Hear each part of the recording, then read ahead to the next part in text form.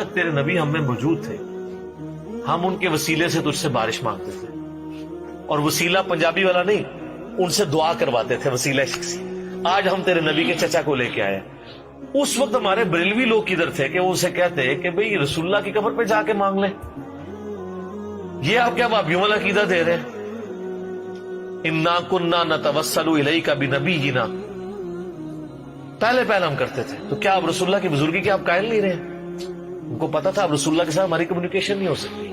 اور مسلم شیعہ میں تو حدیث ہے، ایک سفر میں جب پانی کم پڑ گیا تو حضرت عمر نے کہا یا رسول اللہ آپ پانی کا یہ پیالہ اس میں انگلیاں ڈالیں اور برکت جاری فرمائیں، تو انہوں نے نہیں کہا یا رسول اللہ قبر رسول پہ میں حاضر ہوں، جس نے وہ شیخ احمد رفاعی کا واقعہ لکھا ہے فضائل درود میں، شیخ زکریا کاندلوی نے اور فضائل سنن میں، کہ وہ 555 ہجری میں کہتے ہیں یا رسول اللہ قبر مارے سے ہاتھ باہر نکالنے میں نے بوسہ دینا ہے، تو کہتے ہیں 90,000 کی موجودگی میں ہاتھ باہر نکل آیا۔ 90,000 کی موجودگی میں اگر ہاتھ باہر نکلے تو کتنے بندے دیکھ سکتے ہیں اسے؟ 150-200 سے زیادہ بندہ نہیں دیکھ سکتا، یا تو ہے وہاں کیمرہ فٹ ہو اور باہر کوئی LCD بڑی بڑی سکرینیں ہوں سب۔ اور مسجد نبی میں تو 90,000 کا مجمع آج سے 100 سال پہلے بھی نہیں آتا تھا، یہ تو توسیع اب ہوئی ہے 80s کے اندر، سب کہانیاں۔ اور پھر سال لکھا ہے کہ وہ ان مجمع میں جو ہے نا وہ شیخ عبدالقادر جیلانی کا بھی نام ذکر کیا جاتا ہے، کول بھی ذکر کیتا جاتا ہے۔ یار میرا ایک معصومانہ سوال ہے، سیدہ فاطمہ تو حضور کی وفات کے بعد اس غم میں مر گئی کہ میں اپنے باپ کو نہیں دیکھ پاؤں گی، ان کے دماغ میں یہ نہیں تھا؟ حضرت عائشہ سے کچھ ضعیف حدیث ثابت کریں جو اس قبر کے 7 اجرے میں رہی ہیں 47 سال تک وفات کے بعد، 58 ہجری تک، کہ کبھی انہوں نے نبی اسلام کو قبر پہ ملاقات کی ہو۔ یار ملاقات ہوئی ہوتی تو یقیناً وہ ذکر کرتی۔ اچھا حضرت عائشہ کو خواب میں دیدار مصطفیٰ کیوں نہیں ہوتا تھا؟ اور آپ سمجھ سکتے ہیں کہ کسی کو اور وہ چھپا جائے؟ صحابہ کرام تو ہر بات ظاہر کرتے ہیں، جن کو زیارتیں ہوئی ہیں انہوں نے بتایا کہ ہمیں زیارت ہوئی ہے۔ ابن عباس نے نہیں بتایا تھا کہ میں نے ایک دوپہر کو مسند احمد میں آتا ہے خواب میں دیکھا کہ نبی علیہ السلام نے خون کی شیشی اٹھائی ہوئی ہے، اور آپ فرمایا میں کربلا میں صبح سے اپنے حسین اور اس کے ساتھیوں کا خون جمع کر رہا ہوں، تو میں کانپ کے اٹھا۔ ابن عباس کہتے ہیں وہ دن اور وقت نوٹ کیا، اسی دن 61 ہجری میں 10 محرم کے دن حسین ابن علی ان کے ساتھیوں کو شہید کیا گیا تھا۔ تو خواب تو انہوں نے بیان کیے ہیں، حضرت عائشہ کو خواب بتائیں۔ ہم نے ایک دفعہ ایک سوشل ایکسپیریمنٹ پرفارم کیا۔ یہ سوشل ایکسپیریمنٹ بھی ہوتے ہیں نا، آپ کو پتا ہے، یوٹیوب پہ کافی ویڈیوز رکھی ہوئی ہیں، وہ پیسے چھوڑ دیتے ہیں دور کیمرہ لے کے کھلوندے نے، اور جسے ہی چکتا ہے نا پھر وہ بندہ نے میرے پہ بٹوا گرا تھا، تو تھوڑے مسلمان جتنے نے زیادہ تر وہ کہتے ہیں کوئی نہیں سامتے، پتہ ہی نہیں، بہت کم ہے جو۔ ہم نے بھی ایک سوشل ایکسپیریمنٹ کیا ایک بریلوی بھائی کے ساتھ۔ ہم نے اسے بتایا کہ یار ایک بندہ ہے وہ یہ کہتا ہے کہ نبی علیہ السلام جب فوت ہوئے تو آپ کی مبارک زبان اور ہونٹ ہل رہے تھے اور آپ کہہ رہے تھے امتی امتی، دفنانے سے تھوڑی دیر پہلے۔ اس بندے کے بارے میں آپ کیا رائے ہے؟ اس نے جو بات کی ٹھیک ہے؟ وہ کہتے ہیں نہیں واقعی یہ بات صحیح ہے، عشق دی گل ہے، جو ہے گا حضور تے امتی امتی کرتے سن۔ ان کا ایک اور مولوی ہے، اس نے تقریر میں کہا بھی جو بھی محمد کی عبادت کرتا تھا جان لو محمد مر چکے ہیں، اور جو اللہ کی عبادت کرتا ہے وہ جان لے کہ اللہ کو بھی موت نہیں آئی۔ وہ کہتا ہے کیڑا فلانا ٹینگا گستاخ رسول ہے، انہوں نے کہا ایڑا فلانا ٹینگا جنہوں تو پہ کہنا نہیں ابو بکر صدیق دا خطبہ ہی بخاری وچ، اور جڑا دوسرا فلانا ٹینگا ہے نا جڑا جنہوں تو رحمت اللہ علیہ کہہ رہے ہو قاسم نوتوی یا بے یاتی لکھ دئی کہ حضور کی روح نکلی نہیں گلے میں اٹکی تھی۔ اب یہ عشق والی بات ہے۔ اور یار جن صحابہ نے حضور کی جان بچانے کے لیے بخاری مسلم میں آتے ہیں غزوہ احد و بدر میں جانے دی ہیں، انہوں نے حضور کے ہونٹ ہلتے ہوئے اس حالت میں دفنا دینا تھا آپ کو؟ انہوں نے دھوکے میں نہیں پڑ جانا تھا کہ نبی اسلام فوت ہوئے یا زندہ ہیں؟ کچھ چیک ہے اس وقت کوئی اس طرح کی چیزیں تھی؟ سب کہانی ہے۔ اور حضرت ابو بکر کو بھی دیکھیں کیا تربیت ہے۔ مجھے بتائیں کسی شخص کی میت پہ اس کی لیے تعریفی کلمات کیے جاتے ہیں یا ایسے کلمات جس سے وہ کنڈیم ہو رہا ہو؟ تعریفی۔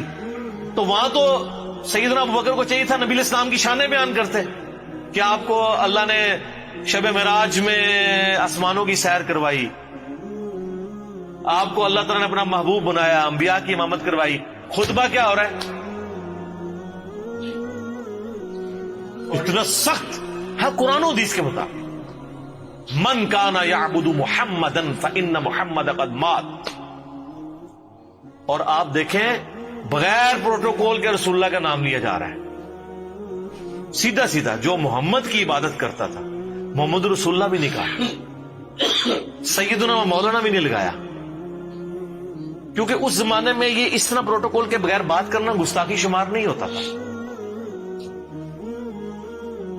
تو وہ جان لے کہ محمد، فوت کا لفظ بھی استعمال نہیں کیا، وصال کا بھی نہیں. فَإِنَّ مُحَمَّدَ قَدْ مَاتَ وَمَنْ كَانَ يَعْبُدُ اللَّهَ فَإِنَّ اللَّهَ حَيٌّ لَا يَمُوتُ. اور جو کوئی اللہ کی عبادت کرتا ہے وہ جان لے اللہ زندہ ہے، اس کو موت نہیں. سر یہ ابو بکر رضی اللہ تعالیٰ عنہ کا خطبہ اس چیز کے لیے کافی ہے کہ رسول اللہ اپنی دعوت میں کامیاب ہوئے ہیں. جو ننگی توحید، ننگی تلوار والی توحید آپ دنیا میں لے کے آئے تھے، آپ اپنے جانسار صحابہ کو ٹرانسفر کر کے گئے ہیں. یہ رسول اللہ کی کامیابی ہے. کوئی درخت اپنے پھل سے پہچانا جاتا ہے. حضرت ابوبکر وہ پھل ہیں جو درخت نبی علیہ السلام نے کی شکل میں لگا، اور قرآن میں اللہ نے اس کو ذکر کیا ہے، محمد رسول اللہ والذین معہ. اس میں ذکر ہے کہ اس کی مثال اس طرح کہ ایک کومپل نکلی اور پھر وہ ایک پوری فصل تیار ہوگی اور کسان خوش ہوتا ہے، اور کسان کو نبی علیہ السلام کی مثال دی گئی اور یہ ساری فصل صحابہ کرام کی ہے.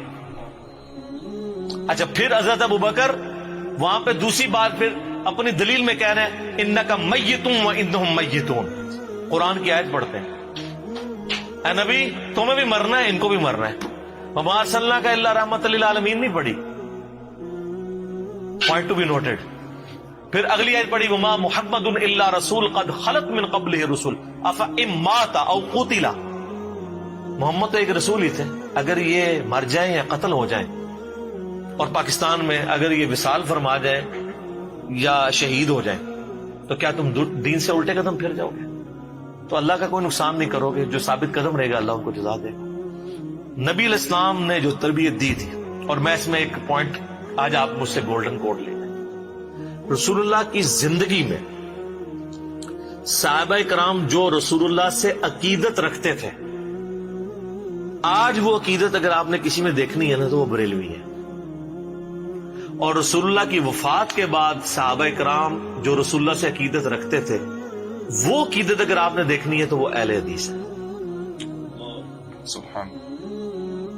میں نے صدیوں کی ہزاروں صفحوں کی کتابوں کو ایک جملے میں سمو دیا. یہ جتنی عقیدت تھی آپ کی زندگی میں، آپ کے ساتھ ہمارا انٹریکشن تھا کہ وضو کا پانی نہیں گرنے دے رہے، ٹھیک ہے جی، بال مبارک. لیکن جیسے ہی رسول اللہ قبر میں گئے ہیں، صحابہ کرام کو پتہ چل گیا کہ اب ہم نے قبر سے نہیں مانگنا، قبر کی مٹی نہیں چاٹنی، آپ کی قبر پہ سجدہ نہیں کرنا، اور اسٹرکٹلی توحید کو فالو کرنا ہے. جو آج اہل حدیث رونا روتے ہیں، جس کی وجہ سے اہل حدیث کو وہ کہتے ہیں گستاخ رسول ہے. تو جو عقیدت رسول اللہ کی زندگی میں صحابہ کرام کی رسول اللہ کے ساتھ تھی، وہ بریلویوں میں. ہم اس عقیدت کو غلط نہیں سمجھتے، ہم اس عقیدت کو عین ایمان سمجھتے ہیں، لیکن اس کو اس غلوف کے درجے پہ نہ لے جائیں، اس کو اسی پروٹوکول کے ساتھ رکھیں. آج رسول اللہ زندہ ہوں تو واللہ میں آپ سے کبھی نہیں کہوں گا کہ آپ جا کے صلاۃ الحاجات پڑھیں. میں آپ کو شارٹ کٹ بتاؤں گا کہ بھی صحابہ کا مسئلہ ہوتا سیدھا، یا رسول اللہ بارش نہیں ہو رہی، آپ نے تو کبھی نہیں کہا یار کعبے جا کے 2 نفل پڑھ اللہ کو مانگ. آگ نیچے نہیں ہے، بارش شروع. صحیح بخاری، ایک صحابی کی ڈیوٹی لگائی، کام کر کے وہ قلعے سے چھلانگ لگائی، پنڈلی کی ہڈی ٹوٹ گئی. آپ کے پاس آئے عبداللہ ابن عتیق، اور اپنی پگڑی اتار کے انہوں نے اپنی پنڈلی باندھی ہوئی تھی. اسی ہوتے تھے پہلے کہتے یا رسول اللہ لات پنوا لی تھوڑے پیچھے دیکھ لو، آ کے پوری رپورٹنگ کی یا رسول اللہ آپ نے جو کام کہا تھا، بتایا تک نہیں کہ میری پنڈلی کی ہڈی ٹوٹ گئی ہے. وہ تو حضور نے لنگڑاتے ہوئے دیکھا تھا، پر میں یہ کیا ہوا کہ یا رسول اللہ چھلانگ ماری تھی تو میں ادھر کہتے ہیں دوبارہ کبھی درد نہیں ہوئی. مولا علی کے بارے میں بخاری مسلم میں غزوہ خیبر پہ شعب چشم آنکھیں ہی نہیں کھل رہی ہیں. تو رسول اللہ صلی اللہ علیہ وسلم جب تک زندہ تھے نا، آج بھی زندہ ہے اپنی قبروں میں آخرت کی زندگی کے ساتھ. اس دنیاوی زندگی میں تو اس کا پروٹوکول دنیاوی زندگی والا تھا، جیسے ہی قبر میں گئے تو آخرت کا پروٹوکول شروع ہو گیا. پھر صحابہ کرام نے وہ عقیدت رکھی ہے جو آپ علیہ السلام کی ڈیمانڈ تھی. سر یہ فرق ہے، یہ چیز نبی علیہ السلام کو دنیاوی بادشاہوں سے، دنیاوی لیڈر سے ممتاز کرتی ہے کہ دنیا میں اتنا کامیاب لیڈر کوئی نہیں آیا کہ جس نے ود ان 17 ایئرز جس کے فالوورز نے پوری دنیا کو تلپٹ کر دیا، ہزاروں سال کی سلطنت روما اور پرشین امپائر، رومن امپائر الٹ کے رکھ دیا، اور ایک سٹیچو بھی نہیں اپنے پیغمبر کا بنایا. اور سر ان سے پہلے کے بڑے بڑے لیڈرز کے سٹیچوز موجود ہیں، تصویریں موجود ہیں، لیکن جو ان سے بڑا لیڈر آیا ہے اس کے فالوورز نے اس کو دنیاوی لیڈر نہیں مانا، اللہ کا پیغمبر مانا ہے، اس کی تصویر بھی نہیں رکھی یار. ورنہ اس زمانے میں اتنے اتنے کاریگر لوگ تھے، تصویر بنانا کو مسئلہ، کتنے مصور تھے جو تصویریں بناتے تھے. یار ایک ہی تصویر ہمارے لیے رکھ لیتے، چلو ہم زیارت ہی کر لیتے. لیکن وہ پتا تھا کہ نبی اسلام نے ان چیزوں سے منع کیا کہ بت پرستی اس سے داخل ہوتی ہے.